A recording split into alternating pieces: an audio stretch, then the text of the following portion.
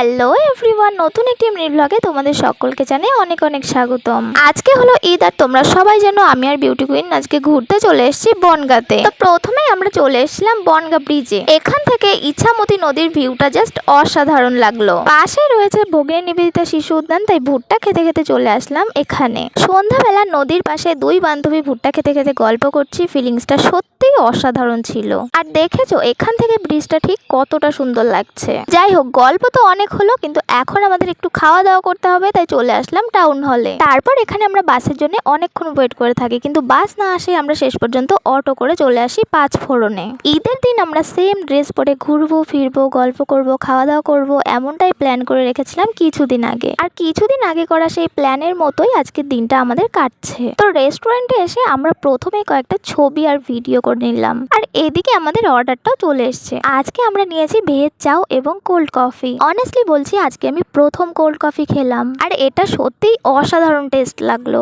তোমরা যারা এখনো কোনোদিন কোল্ড কফি ট্রাই করোনি, তোমরা প্লিজ একবার হলেও কোল্ড কফি ট্রাই করো। তো আমাদের খাওয়া দাওয়া কমপ্লিট হয়ে গেছে, এখন আমরা যাব বাড়িতে। আমরা তো আজ দারুণ এনজয় করেছি। তোমাদের ঈদ কেমন কাটলো তোমরা কিন্তু অবশ্যই কমেন্টে জানিও। তো চলো আমরা এখন বাড়ি যাই, আর মিনি ব্লগটি তাহলে এখানেই শেষ করছি। See the next one guys, bye bye, take care.